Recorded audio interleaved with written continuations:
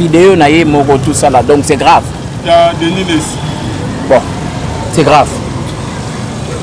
C'est grave. Dans la vidéo, il y a Moutakala, il y a Denis Les Pézani. Nalandi une émission Moutoumora à lobby. En fait, à lobby, so batindele ba vidéo ya bolumbu. Atala kapena fongoli miso atali ma atali. Soko wale ya mwana na eba tindele aotala pe. Muninga za peme habité aotala te po yebi yango. Oh. Ah, yebi on meni ko fait. Mambo zoya.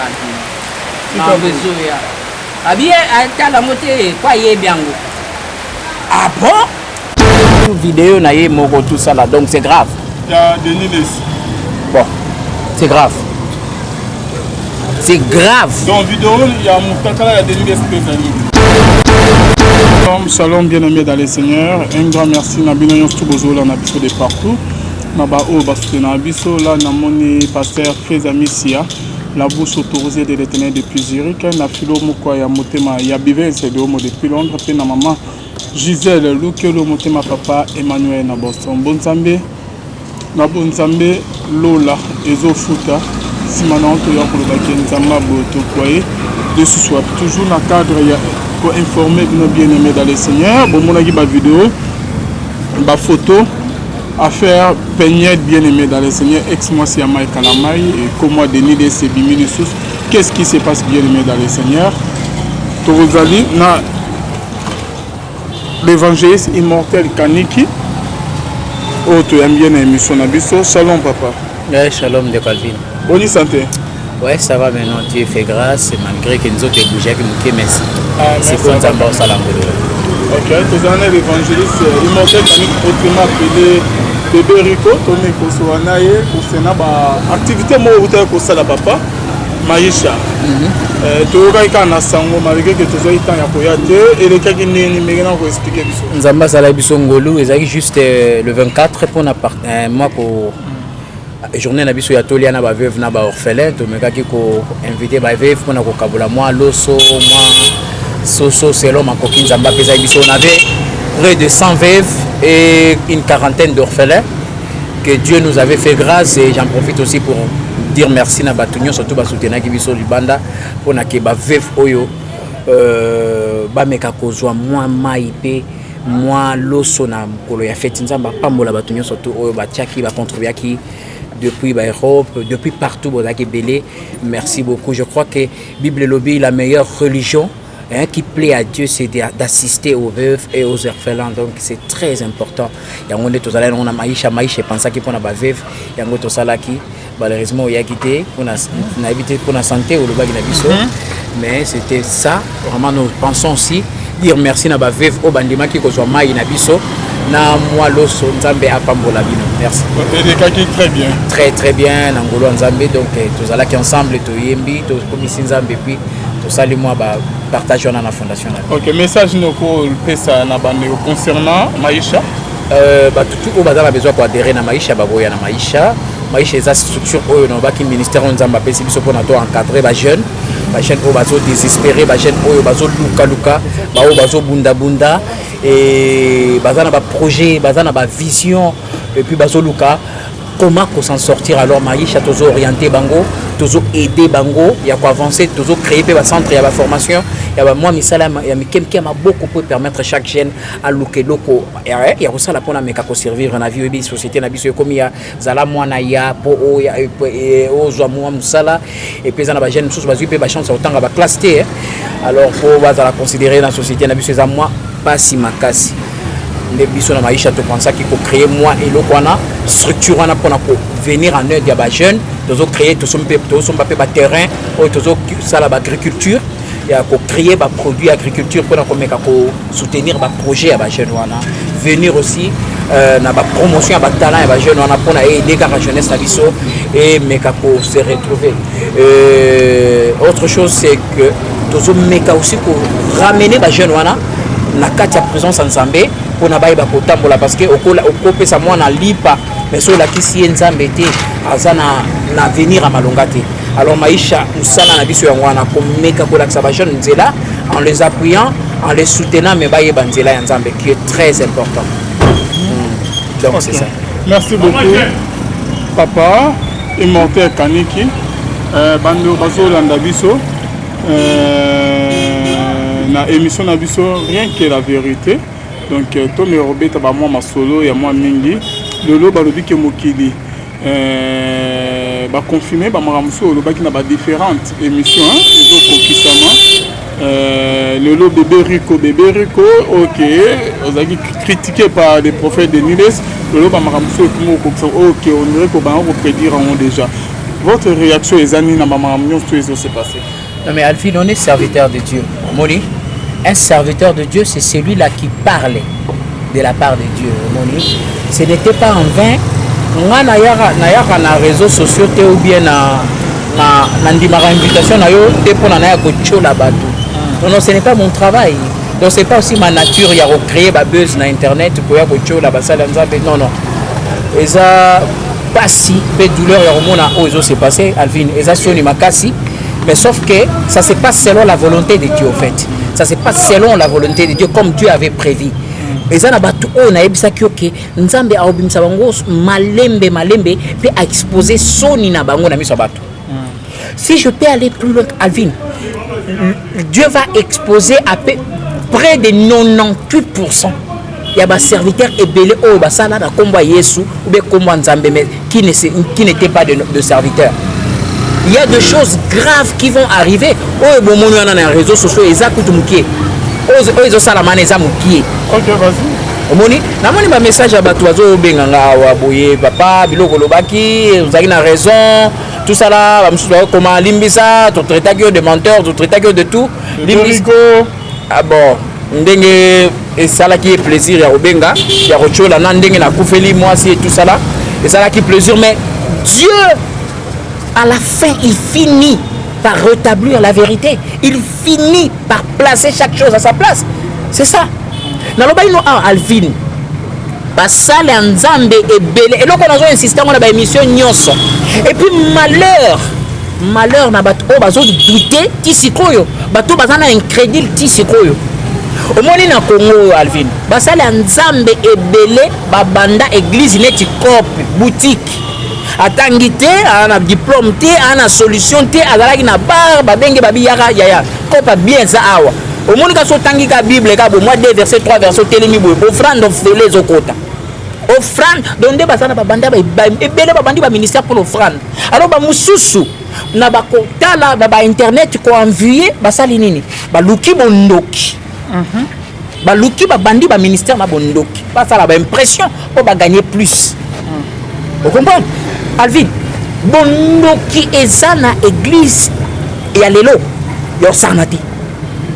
Alors, yo chrétien, bah te belé au bah na église pour na fanatisme. Au qui mambango olanda koza fanatique ya pasteur. Qui no qui est na église. Bah biloko na zone ngana ba no eloko moko. Au moins ba biloko ba publier na internet ba nudité wana. Bah biloko kanisa bazo net langage, excusez-moi le terme, mutakalisation, bazo exposer bateau et puis bateau quand c'est ça la mabongo. Mais laisse-moi te dire, oui que c'est la sorcellerie. Ah bon? Ah mais Alvin, non, ça yo. C'est tout un numéro, il y a sorcellerie. Bateau ba landanga na banda kuna na ibisabino. Mwana nzambe, yoza mwana nzambe ya solo. Yoza mwana nzambe. Omona ndenge église zo traverser humiliation pesoni. Omona ndenge ba faux prophète bazo régner na internet. Ozo mona et puis yonde mutaliboso ozo partager pe ba vidéo ya Sony. Ah nzamba beti bangoe, nzamba beti Alvin. Okoyebite ki ndoki mobimba yangwana. Ovanda zo mwa makambo ezo simba te, musale simba te.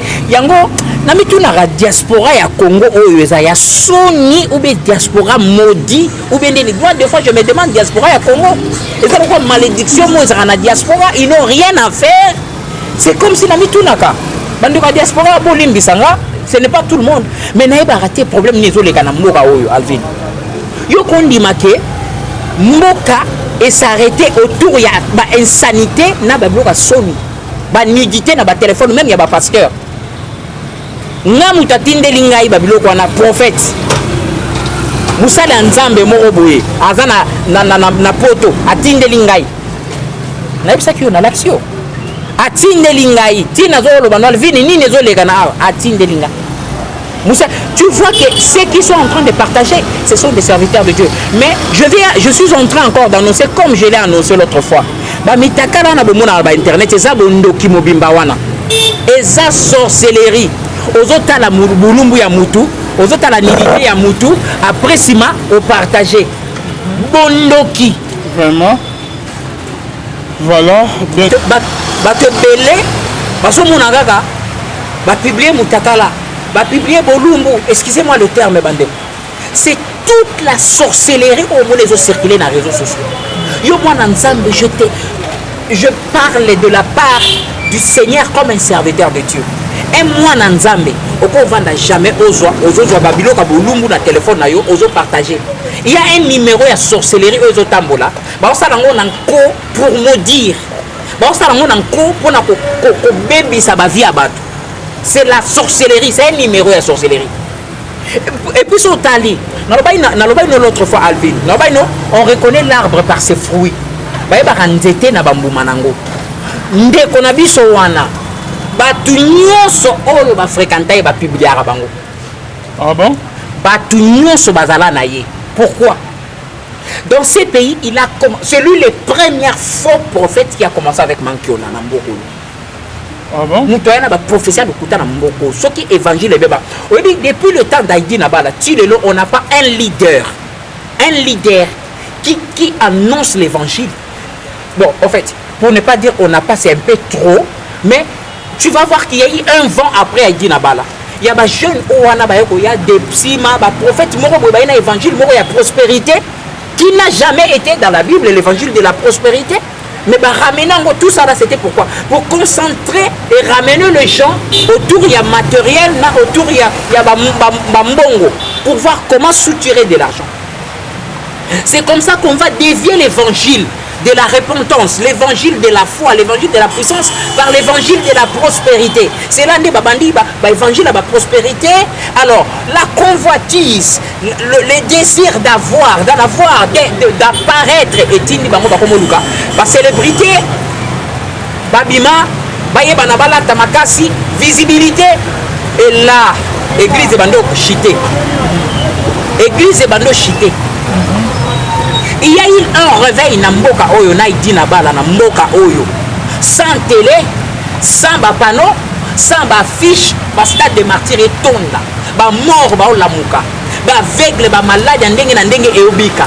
Mais lelo oyo boye Babylone connaît ça la maraté. Pourquoi? Parce que la puissance de Dieu a baissé ou parce que Dieu ne veut plus agir? Non, parce que tout presque va serviteur wana nyonso va se détourner dans nzambe belé ba koti na pharmacie ba koti na kindoki. Alors les hommes na publier au mitakala wana. Bino kasi bo sambisa bango te.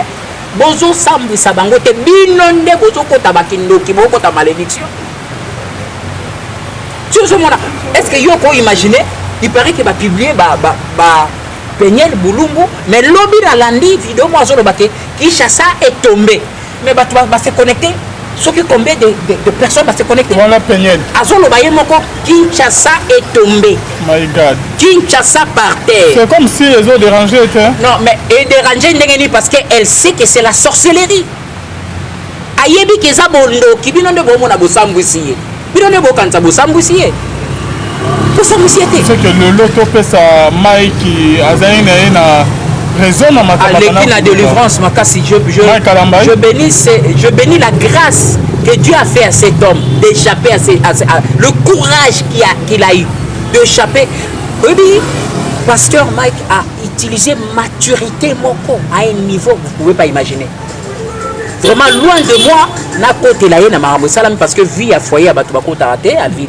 Mais il a été très sage, la sagesse que Dieu lui a donnée. Je bénis Dieu pour ça. Le monde a incité de partout, il lobby de partout, fingué de partout. Il a gardé silence, a beau humilier maman bananae. L'autre fois, tu as une émission. C'est que leur lobby que non, au moni ndeko prophète a télémissi moi si bazoloba azana na nzoto yoka ba nzoto asa mobimba mais ça peut pas se faire, mais on avance devant, tu verras ce qui va arriver. Et comme était et comme ba tutu bakanga manaye bazala na ba publier bango ba tutu bazala na ye Ce temps on dit que Mike a boyaki ko sambusa mwasi na ye va même na ba émission musu Mike aloba que non atana ba makambusu eza na moten so aloba bimisa ngo eza la somme mais il n'a pas voulu que akitsa mwasi na sambusa mwasi na ye na ba makambo akutana na on ndako ye na Peniel pendant que badana en couple mais Peniel au contraire il y a des qui sambusa Mike a humilié ya qui se sonne. Non mais moi je ne veux pas faire du n'a pas ya mutu. Chacun a ses erreurs. Mon vie à couple, la vie à couple, erreur est à la mutu mon côté. Mobile est à moi bas défaut, moi c'est pas dans moi bas défaut. Mais le plus grand erreur est ça la maki. Et ça qui a lorsque ba problème est, ba problème amener les ala na couple la vie. Biso tout vivre na couple, nga vivre na mon sanga près de 13 ans, 12 ans. Hein? Donc ba problème est ça na couple beaucoup imaginez ba te belé ba na ko bala. So moni ba musicien belé na musicien mona tune ba bina ba na ngate na éviter pardon. Libale ya ma belé. Il faut avoir un cœur. Moni a vie. Libale za ma belé. Je ne prendrai pas la part de l'autre pour na biba o le kana quantité. Mais ce qui est vrai erreur et bimi wabi. Moni ma kambe bimi. Erreur et bimi na mutu o amemaka Peniel na internet. Oya bobim sa ma bala ba souffrance na internet. Ba émission ba nini alors Peniel a zui coup. Alors la personne là l'air abîmé sur internet. Abîmé si ba fingi pasteur Mike ba fingi après il y a mon muta même sur internet aki ba kutana pasteur Mike ba senga ko libisite sa famille. Il y a eu goût à internet par rapport à ba congolais, c'est là la méchanceté des congolais. Congolais même sont à mono na erreur. Mais soit ça a besoin shit na yo. Encourager yo que une erreur to jité dans les boulot. C'est ça, mais c'est là où la papa, chaque fois Congolais dans la sorcellerie un plus, na malaria un plus. Na le bango chaque fois.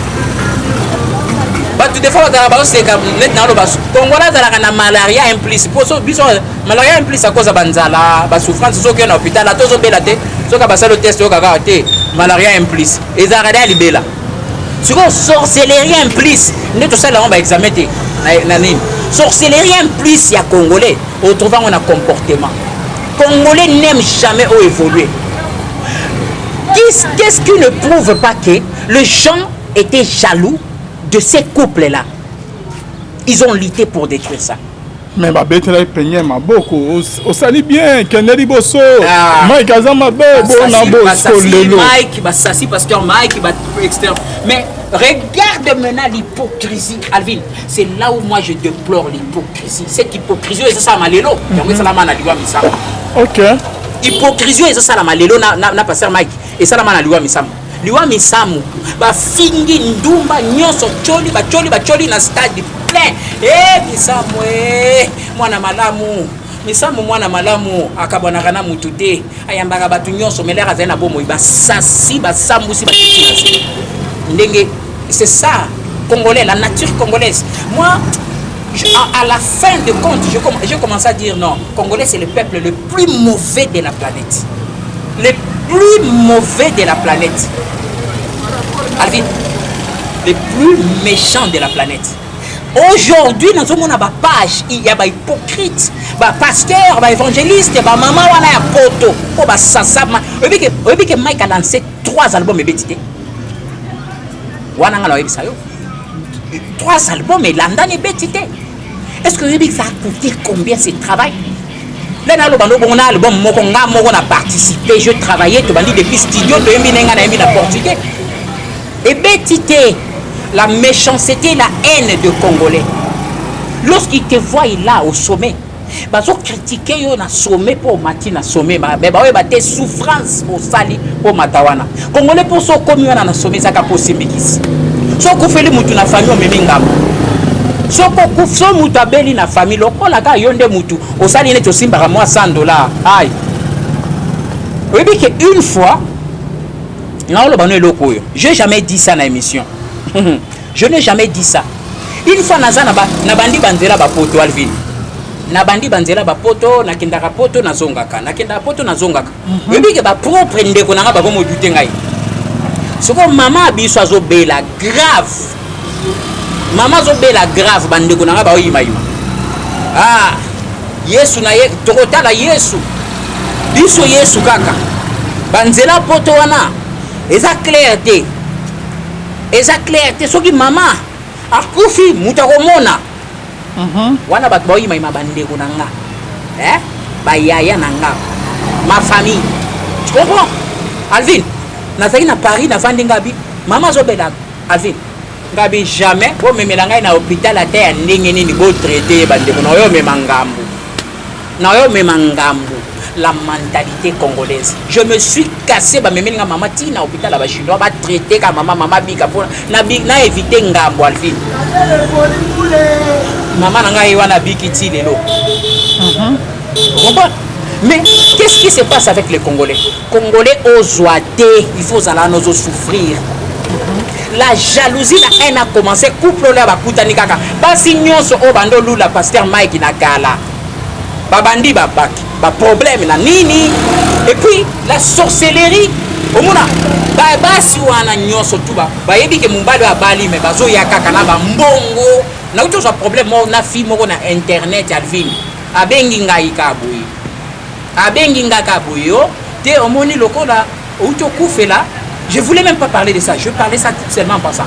Uto kufela nzamba chenga na mutema na soutenir à moi na moi quelque chose 150 € par mois na pesa ka 150 €. Ngabi nzamba chona mutema OK d'accord. Atindi 150 €. 150 € yé. Na pesa 7 tout ça là. Deuxième mois. Oh, abandi banini. Oh, akomo benga nga ba 23 heures. Oh, nabi maman, ngama kamboyo na sala ngote. Moi je suis un serviteur de Dieu. Ngasa ndule mani te musique na te na sala babiloko, je suis un serviteur de Dieu. Bimbi sanga pesa. Bino bokataka ba chance kaka boye. Oyebi mutezo solo la nae. Ngana za mwana kingandi ngabi. Non, moi je trahis pas Dieu à cause de oza mwana kingandi. Ngabi non. Moi je suis un serviteur de Dieu.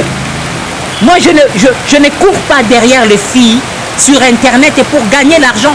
Je ne prêche pas Jésus pour gagner l'argent sur internet. Non.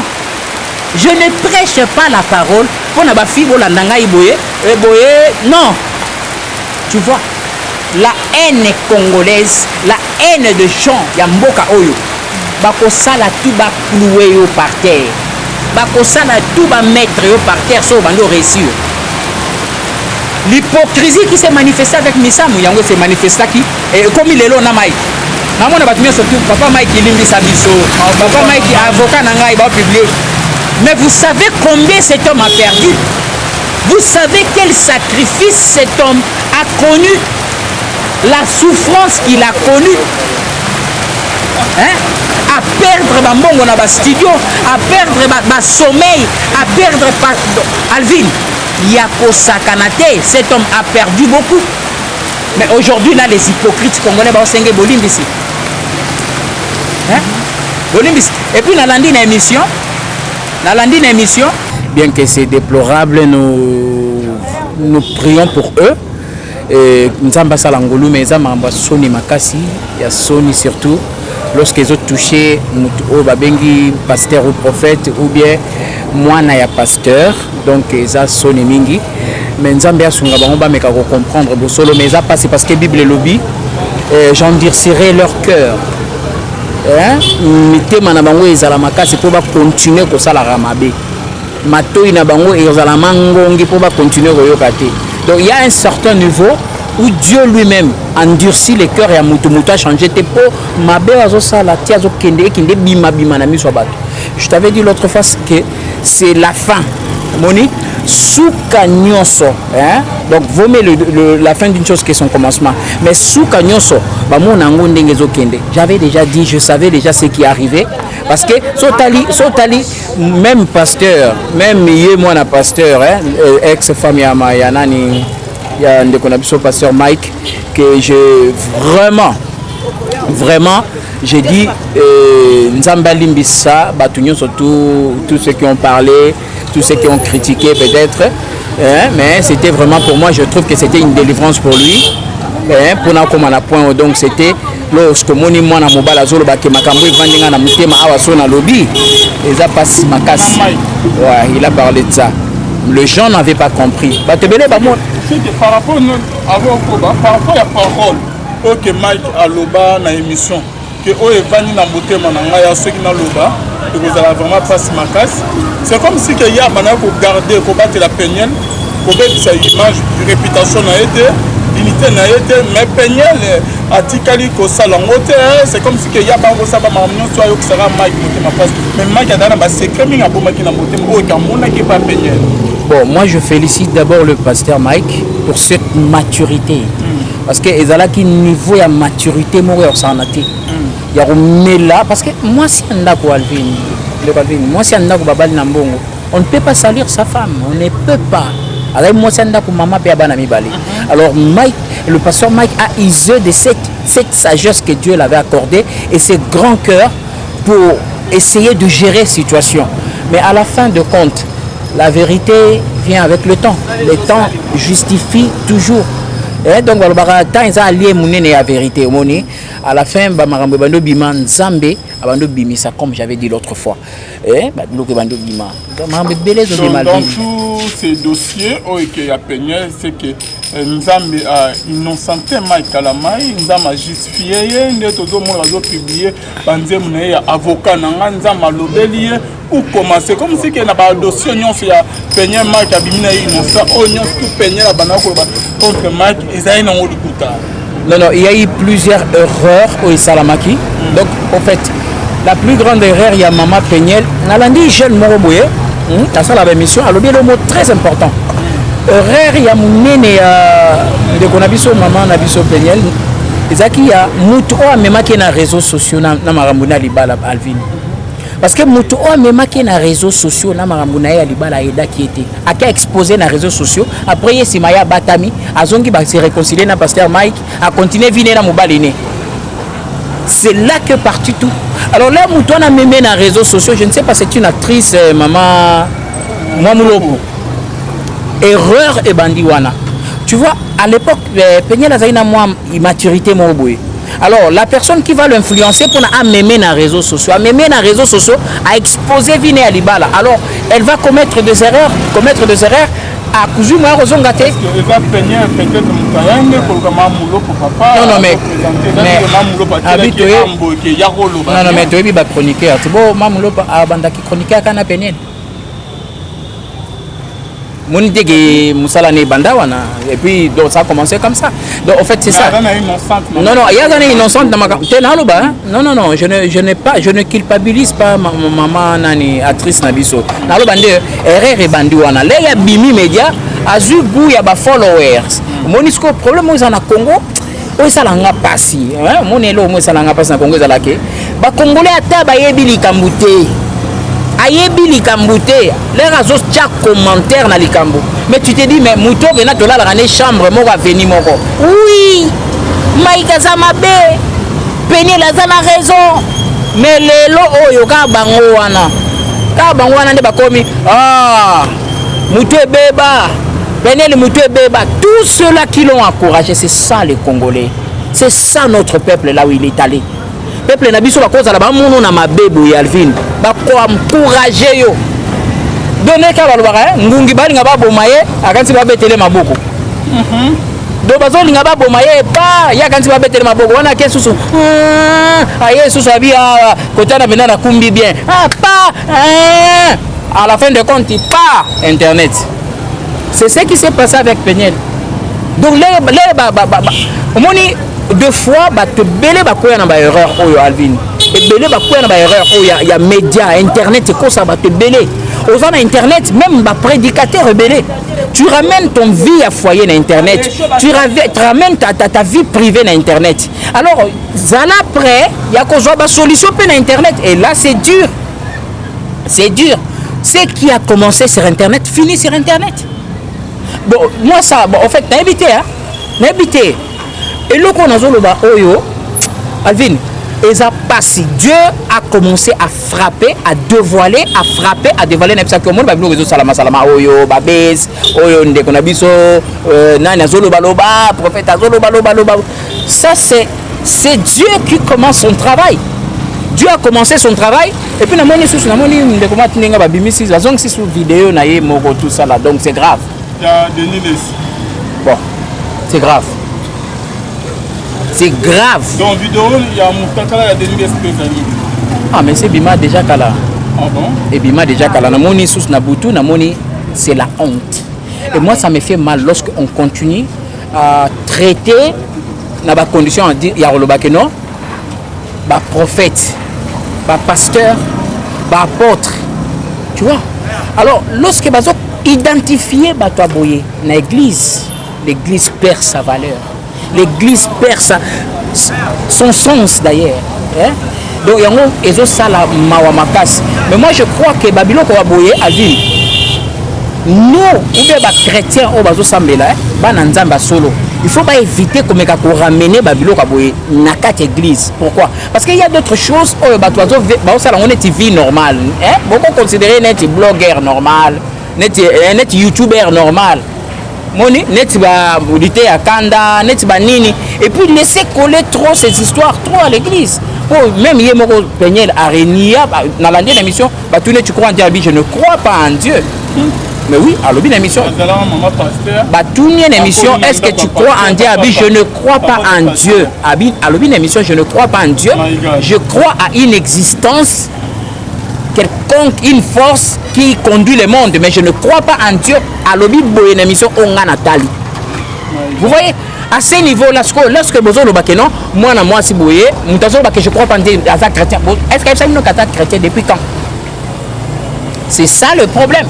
Toujours c'est obi alvin roebso ba pasteur rebelle oyo mona na ba TVA parce que ba chrétienté ebele épouser un pasteur, être une épouse à pasteur, ce n'est pas veut dire être converti. Ba pasteur rebelle bon ba ministère e koya abas na ba païenne ba peu shit non ba cause ba shit na bango ebele yango moni que église et quota ba divorce en cascade. Et ce qui est normal, parce que la croyance, c'est un choix. Et ça choix, papa, c'est obligatoire, c'est un choix à Moutou. La Bible dit, celui qui croit sera sauvé. Donc ça veut dire, il y a aussi celui qui ne croit pas. C'est ça le libre arbitre, c'est un choix. Et ça est obligatoire. Et ça,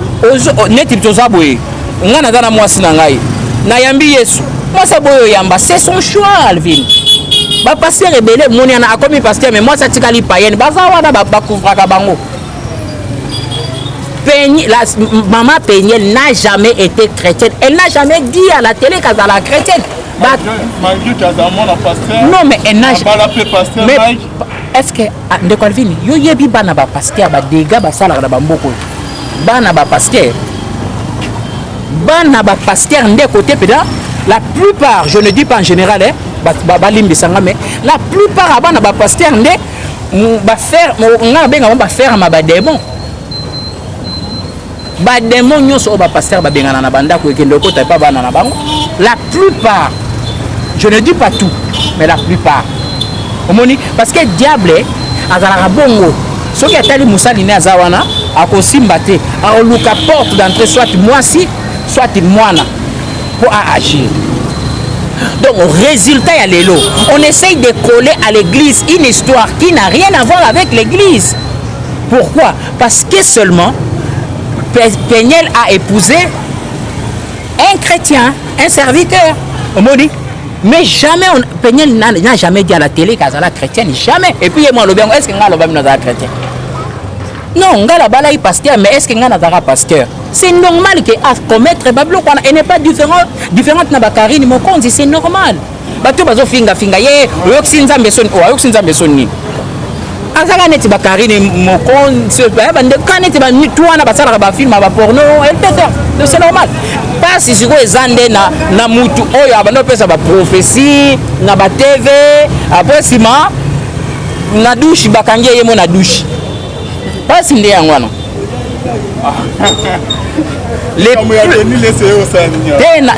Non, mais parce que ma caméra il paraît que Bablo que je bima c'est publié ma vidéo, il paraît que y'a qui est à 1800. En tout cas, toujours déplacer vous les bandits, tout mais on changer une abisso, toujours se déplacer, tout comme on a émission abisso bien aimé parce que vous les bandits.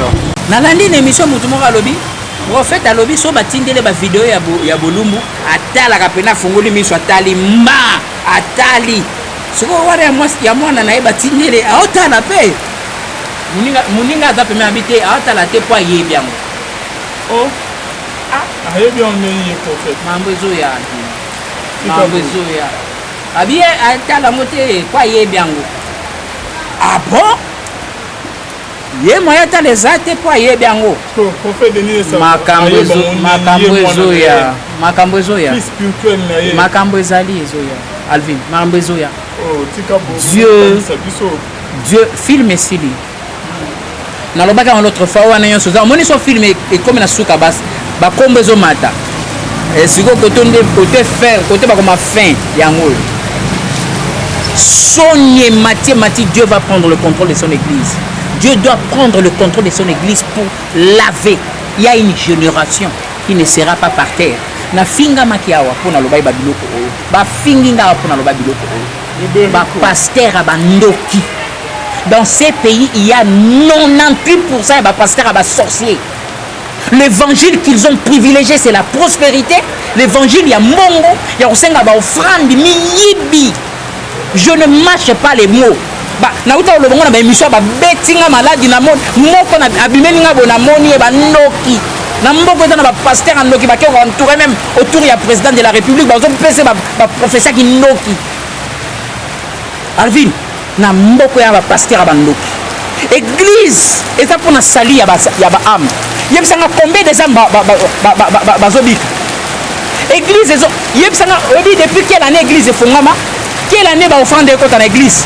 Église ba école ba hôpital makamune ngo sali ya malonga na mboka oyo. Et l'on a malonga ti. Les gens continuent à s'enrichir, les âmes continuent à se perdre. Plus les gens s'enrichissent, plus les âmes bazo bunga. Plus baba rezo tonda, plus ba boîte de nuit tonda, plus ba église zo fongama. Mais oh ezani nyango. Ba église fongami 200 na avenue moko. Mais ba ndumba ba botami 300 na même avenue. Yebisanga tina église ezani. Ba pasteur ba misali ba star, ba célèbre. Au mona e wapi. Yo au mona pasteur wapi. Na kalesaki pasteur soki soka a bande église a otambola na bible na banda ko bandimia ke no visiter bandimi bazobela yo mona na ba hôpital ba kota rasus même évangile a oté ya ba guérison ba terre rasus a kokoko fambela so ta mutu abika ta fièvre waya et komika nini ya nga offrande ya 3 chiffres ya nga offrande prophétique offrande à sacrifice neti boye na moni moka zotomboka il faut veiller les 31 salama so que salama était to sepela te po babili veiller les 31 il faut offrande ya 2022 kota. La fin est là. J'avais annoncé que Dieu va se lever pour soigner son église. Dieu va se lever pour na ko soigner yango moni de fois ba vanda ba benga binzambi wana opesa mututo randeni ya ba église ezobotama tous les pasteurs bazo divorcer. Yebisanga nano pasteur a divorcé 3 fois. Parfois l'homme ide mbula ni na fanda na mwasi na ina ndako. Na kofi, na pasteur tondi manani. Na Werason. Une fois na tombé sur vidéo ya Werason na Sylvie Mampata. Papa, il faut voir comment ces couples là basa heureux. Omo na penana esengolobi mais couple oya Werason na mama Mampata oyo. Eleki ata couple ya pasteur Kingandi na Kingandi. Mwasi ya pasteur azana libala azosala boye. Mwasi ya pasteur moya lobeza te pour fa batela ministère. Moya konsoleza te parce que aroboma bandimi. Lelo oyo moi basa ba pasteur obale sa bonkaka bozala libre boleka na émission papa ba église ko koya nyonso. Moi c'est pasteur à ça supporter ebi déjà na dolaka na bambanda 12 mavandi na kanka mutema. Kwa yebi ke non moi na sala promesa te côté mbonga mbala nga ekotaka yango yo. Comme les deux pasteurs aujourd'hui ce qu'on a sujet na biso concernant ba makambo ya Peniel nana dans la base ya ba makambo ekomeli Peniel. Makambo nyonso oyo ekomeli Peniel mutu d'abord à la base eza Nzambe parce que le juste juge eza na Nzambe. On va Nzamba justifiaka. Mais moi ce qui m'avait fait très mal comme on a que Peniel l'air à outil poto aye awa koi na maboka musala Nzambe. Musala Nzambe fallait orienter. Mais à ma grande surprise na moni lobby Musala Nzamba zo teka na 1800 ateka ki na 1800 euros. Et pas Colombongo. Après c'est 1800.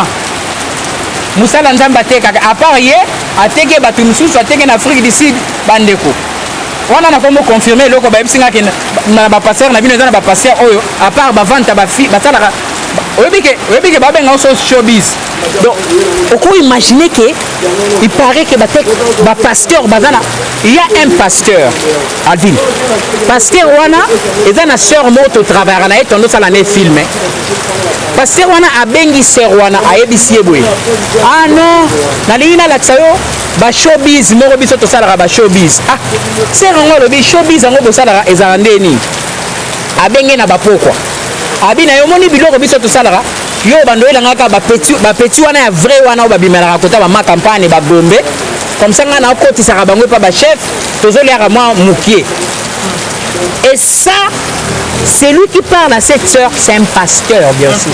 Un prophète. Donc le prophète, dans la business, il y a vente, il y a ma fille. Et donc, oh, salami, oh, non. Et donc, salami entre prophètes, nanani, nanana, a raison. Non, et ça business de salamaka. Sauf que Dieu commence à dévoiler peu à peu. Business, il y a trafic, il y a ma fille.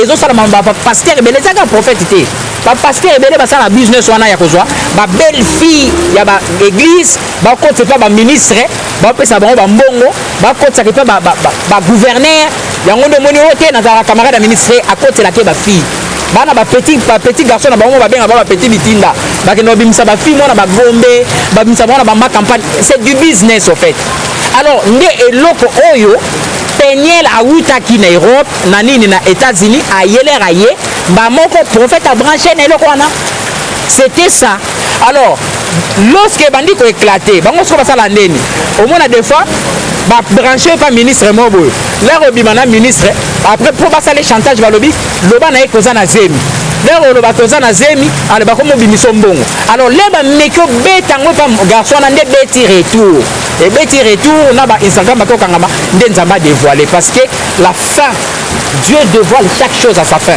Bon, d'un côté moi je dirais Dieu aussi a justifié son serviteur. Au moni Moussa Nzamba koza na ba erreur. Exactement, le pasteur Mike.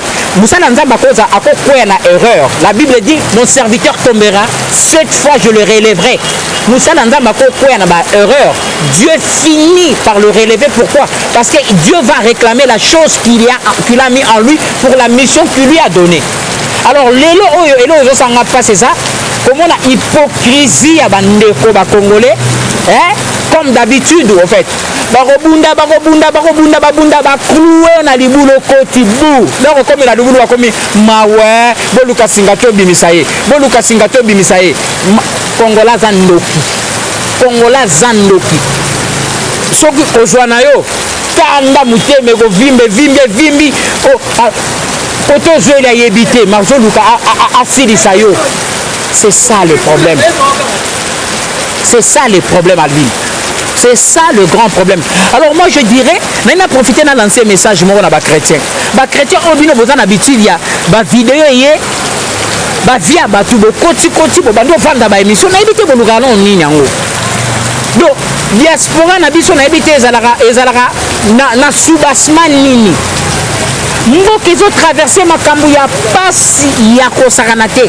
Mais vous pouvez vous imaginer que tout un peuple est vendu autour il y a bêtise. Tout un peuple est vendu ezolobela bêtise il y a 2 personnes. Étonnant.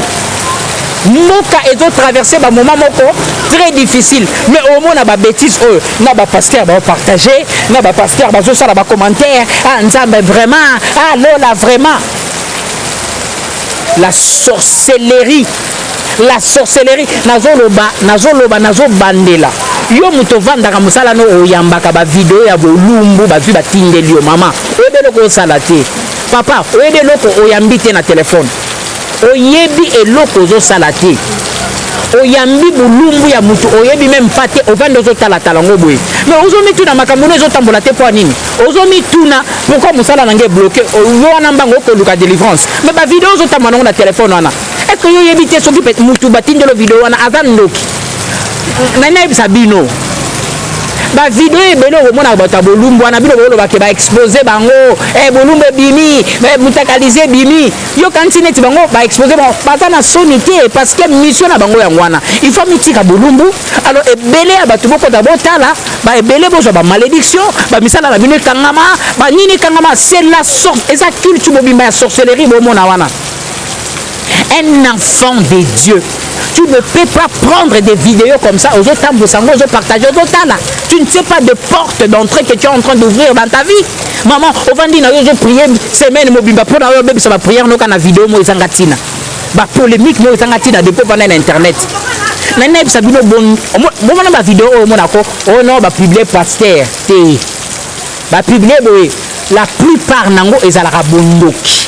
Yemoko akazu numéro ya sorcellerie fa beta wana créer popularité. Non la bota la baramna minezo beba.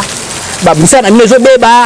Ba mi est-ce que vous ne pouvez imaginer lobby ba publier mutumeye mo azolo babuna munoko na lobby Kinshasa est tombé. Kinshasa est par terre. Mais langage au boyo kangote. Boyo kangote mutu ba publier zo tout à tout la lobby Kinshasa par terre. Kinshasa est tombé. Kinshasa tombé en quoi? Mais bino bo kanza ya sambe mais azo ba Kinshasa par terre. Parce qu'il y a dit que na lokoti ba ame belé ba chance ba te belé maman. Yo mto landanga na minute oyo soza na vidéo na téléphone soza na banda ko anéantir ngo banda ko ba au nom de Jésus et puis simplement au boaka pour eza de culte à la sorcellerie eza na complicité na bato belé ba pasteur belé ba na science culte bana makambo na bozo mona wana maombe belé za wana. Alors faites attention au mon vidéo ka yé en bulumbu Osotala. Mais est-ce que tu as eu baraté des potins à la vidéo à nudité? La Bible dit tu ne verras jamais la nudité de ton frère, de ta soeur, de ta mère, de fils, de ton. Donc la Bible interdit ça. Tu ne verras pas la nudité. Il y a une déconayote ni à muto. La Bible nous interdit ça. Mais il y a que malédiction aujourd'hui. Yo yebite yo katika natali kama vidéo moko kaya muke kaka natali ngaka ba publier mais yo muto kanti assemblée mo zolo bake Kinshasa est tombé qui Zaïre est telemi. Obitu nate que zo monate ko participer na science maman Sili Sambula na yo na bénédiction.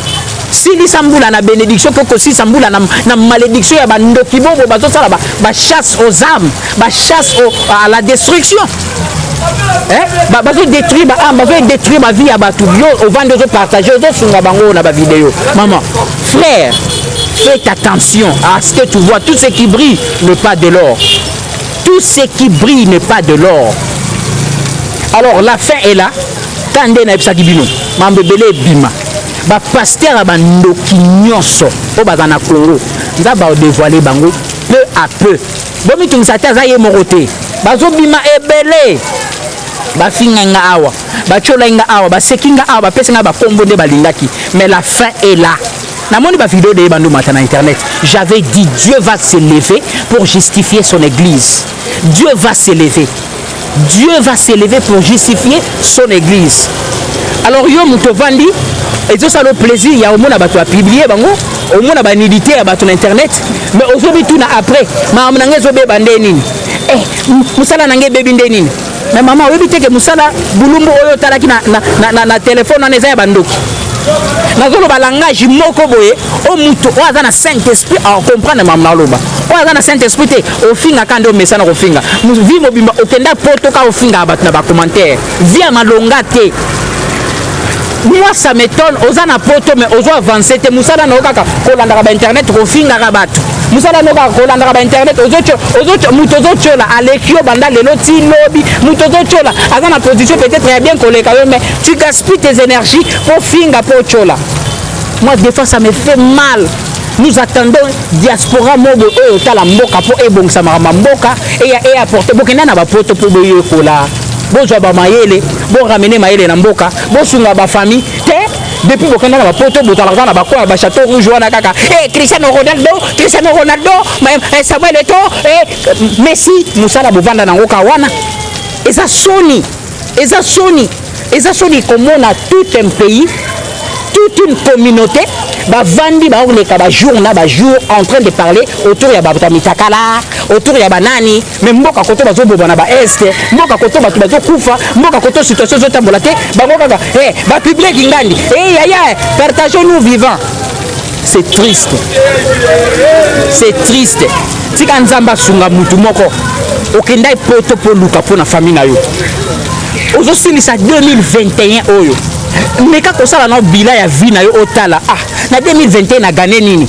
Meka otala bila ya vie na yo. Est-ce que 2022 na reçoit même bêtise ya 2021 na kena ngola 2022. Ba biloko ils faire yo gagner té. Au moni bena ke depuis na banda ba biloko na gagner raté na perdre ba ba méga aussi là. Ba nyoso aussi là. Ozaka na Facebook, ozaka na WhatsApp, depuis banda ozaka na Instagram, vie ezo avancer té. Ozaka na poto depuis ba parents ba teka lupango kenda poto lo malongo ezate. Musala ka ko intimider batu baza na Afrique kaka bilamba ko defa boko kanga ba photo. Depuis Photoshop et Bima et comment nango ya yo. Des fois ça fait pitié de voir ce que les gens font. Est-ce qu'il y a quelqu'un qui peut vraiment au Vandino nie au Talinano?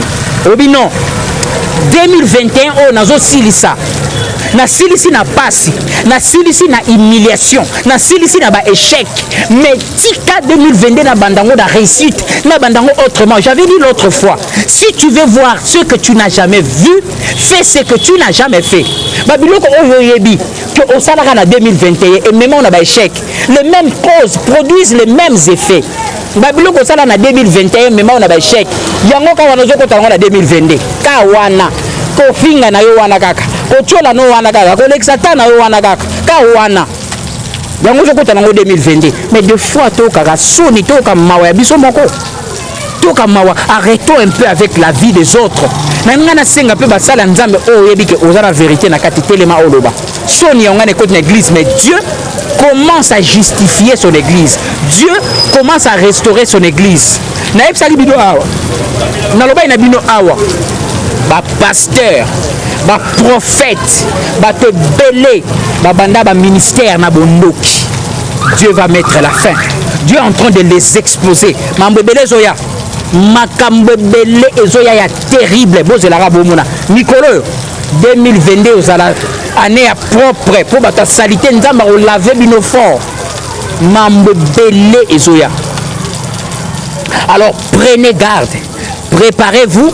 Yom tozana nzambe na kati na yo. Zala prêt pour na ko assumer peut continuer musala. Ba faux prophète ba mankio na ba faux pasteur o ba vandi ministère autour ka offrande. Ce sont des gens que Dieu va amener. Mon frère, ma soeur, prends conscience de voir ce qui se passe. Naloba elo mobo awande kwa Alvin. Peniel n'a jamais dit qu'Azala chrétienne, jamais. Elle n'a jamais dit qu'Azala chrétienne. On le voit souvent, pasteur rebelle, ce sont des bana au mitou et ningana, parce que c'est normal. Le diable fait quoi? Lorsqu'un homme de Dieu, Dieu élève son serviteur, le diable a contourné à Lukaye. À Lukaye porte, soit ici ma moine, soit ici ma moisi, soit ici ma membre de ma famille, juste pour à mettre par terre mission en Nzamba Pessie. C'est normal que pasteur abota moine moko mutu et ça sur une dengenine. Tu peux prier, tu peux faire tout, mais seul Dieu va passer pour délivrer cet enfant. Mais le plus grand problème, c'est de voir la fille quitter ce Kazalaka Koy na maboko ya soi-disant Moussa Nzambe. Voilà les résultats. Bon, comme j'avais dit, Tofinga Maki, Tochola Maki, bon, Dieu est Dieu, la vérité reste la vérité. Enfin, chaque chose commence à se placer à sa place. Film bakombe comme mata, fin. Alors, bino bato obozo tambola mbilinga mbilinga. Botike te babloko ozo salama et servir bino neti leçon. Bino bato obo mesana ko ba couple na bino ba internet. Babiloko ozo salama et servir bino neti leçon. Okeno bala obala musala nzambe na bali star. Oza préparer te obala star kaka pona nzambe musala nzambe bali star. Regarde le résultat. Tika mambo ozo leka o et servir bino na leçon. Foyer ezala rapona ko exposer na internet te. Vie à couple ezala rapona ko vivre en na internet te. Ezala rapona ko vivre en ndako. Alors voilà les résultats. c'est que nous on va dire à nos frères, à nos prophètes, à nos pasteurs, courage, baluka nzambe, bazongela baluka nzambe. Dieu c'est un Dieu de pardon, c'est un Dieu qui pardonne, ba confesser bazongela nzambe, nzambe abora mutute. Hein? Nzambe abora mutute, biso to sepela na chita mutute, tozo prier pour bazongela nzambe, nzambe abora mutute. Mais ba oyo bazotala oyo, ba shit be ba mambo salama, ba tirer ba leçon. C'est ça vraiment que je peux dire.